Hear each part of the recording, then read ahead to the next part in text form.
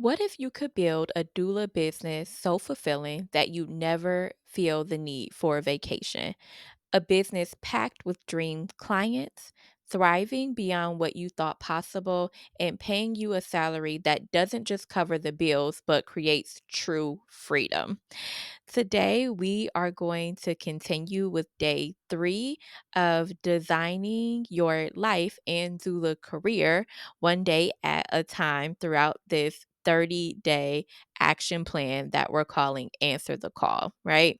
So, if this is your first episode, welcome. I highly encourage you to pause this episode, jump back to episodes 1 and 2, and then come back to this episode after you finish 1 and 2. But if you decide to keep listening, that's totally fine as well. Let's just do a brief recap about where we've been and where we're going next, right? So, on day 1, I asked you all to make a commitment, and the commitment was to stay the course for 30 days, to not put off what you haven't done. Taking steps to become a doula being that thing until January, but to start now in December and to build up that momentum to really launch, right? And continue throughout the year 2025. Next, on day 2, which was yesterday, we got the opportunity to talk about getting out of your own way and just recognizing and disarming negative self talk and quieting your inner critic so that way you can reach your goals and you don't get in the way and become your biggest obstacle to reaching your goals, right? And so for today, it's time to lay the foundation for your doula business, right? And so we're going to do that by talking about 3 key things that will really support you as you go through this process and be the system that you can use to guide your decisions as you move forward along this journey, right? So today we are going to craft your vision, your mission, and your core values. So, the reason why this is important is because your vision, your mission, and your core values will help you to stay aligned when things get challenging or overwhelming. It will also help you to attract the right clients, right? Dream clients who will be so connected and drawn to you and to the work that you're doing.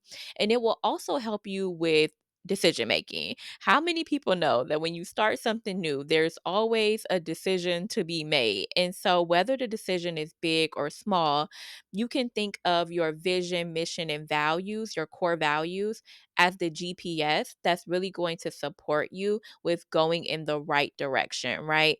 This will be the thing that you need to make sure that you're on track and that you're staying the course and really building a doula practice that is aligned with you and you really feel at a soul level is your soulmate, right?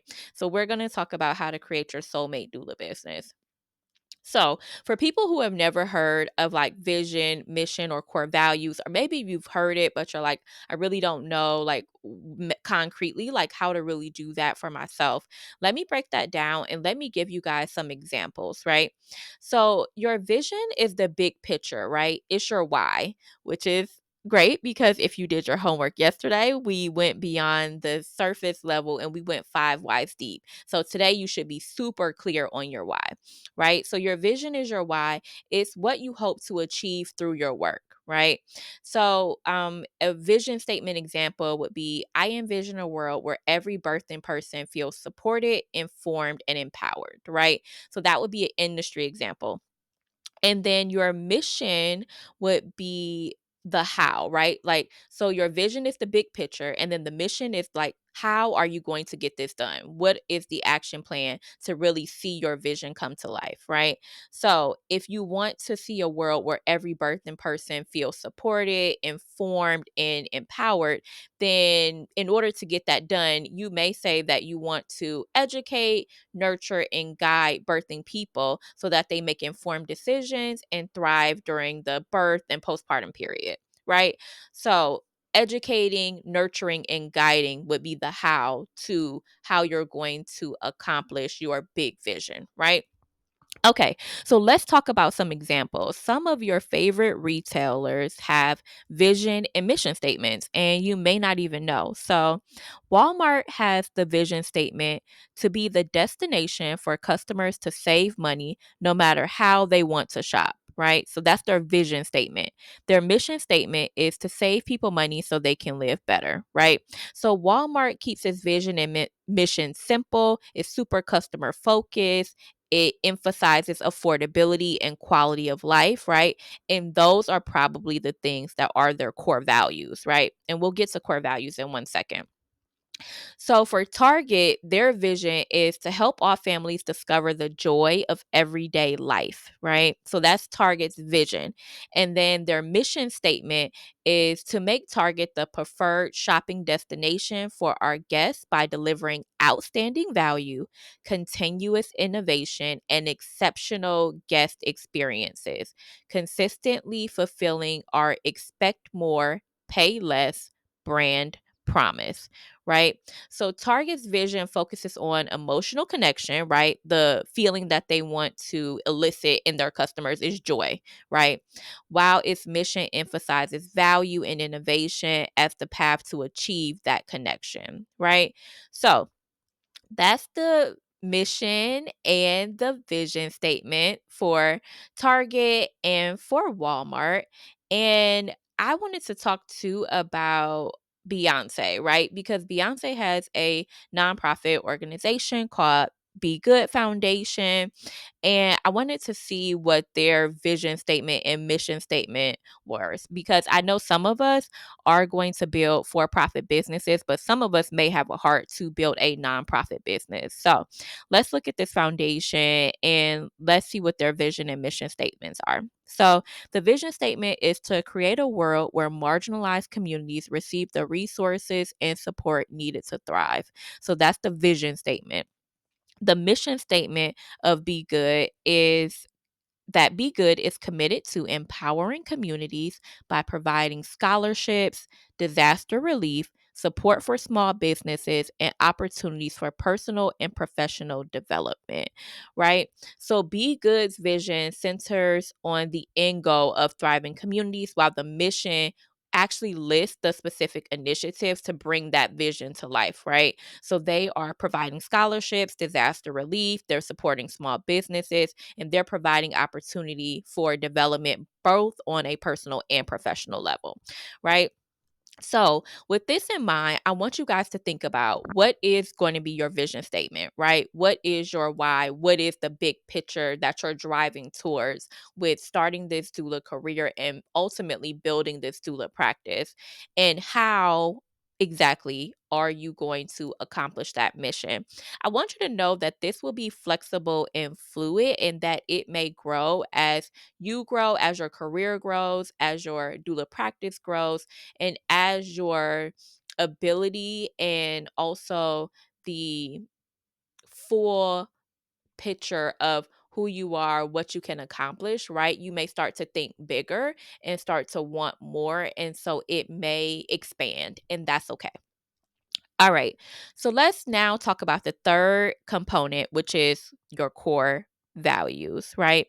So your core values are your principles, and it's the foundation of your business, right? They define who you are and how you show up. So core values are typically words that pop up for you like compassion, inclusivity, integrity, empowerment, community, right? Things of that nature.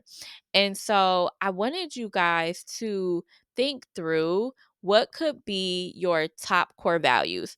Don't make this any more than maybe 7 core values. And if you're having trouble thinking like what the core values are, then use AI to help you. You can also use the internet. James Clear has like a list of core values, and you can just start crossing off the core values that absolutely do not resonate with you, right? Cross off those words until you start to get a smaller and smaller and smaller list. Typically, no more than 7 could be a good start for you as you start to develop and maybe craft your core values for the very first time, right? So, what happens when you have these things in place, right? again, decision making becomes easier because you'll know what to say yes to, you'll know what to say no to, and you'll know what to pivot away from, right? You know, if you start to get too far away from your core values, or if you start to get too far away from your big why, right? The big vision that you have and your action plan for how to get there. Like, oh, okay, I'm off track. Let me get back on track.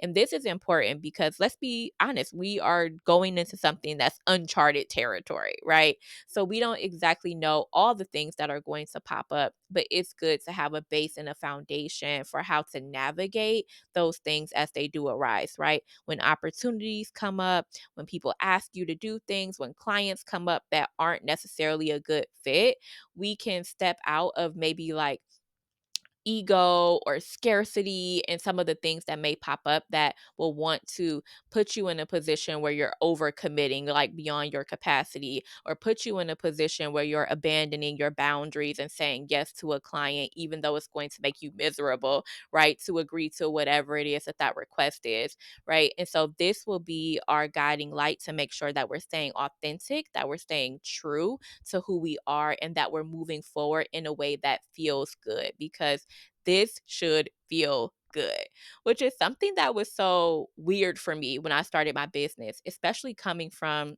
a toxic corporate work environment.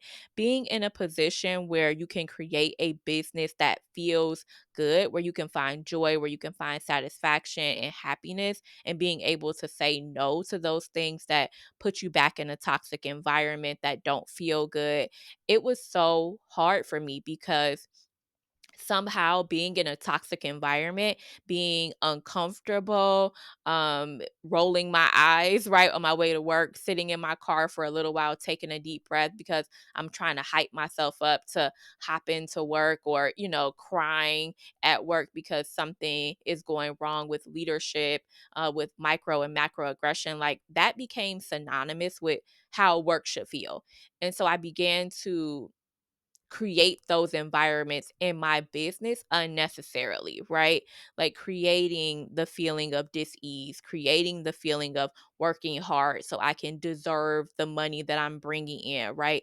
Abandoning my boundaries, losing my voice and not speaking up for myself, right? All of those things started to pop up in my doula business, and I really didn't want to grow the business. I didn't want to respond to potential client inquiries because I wasn't in a place where I felt happy with the practice that I had built.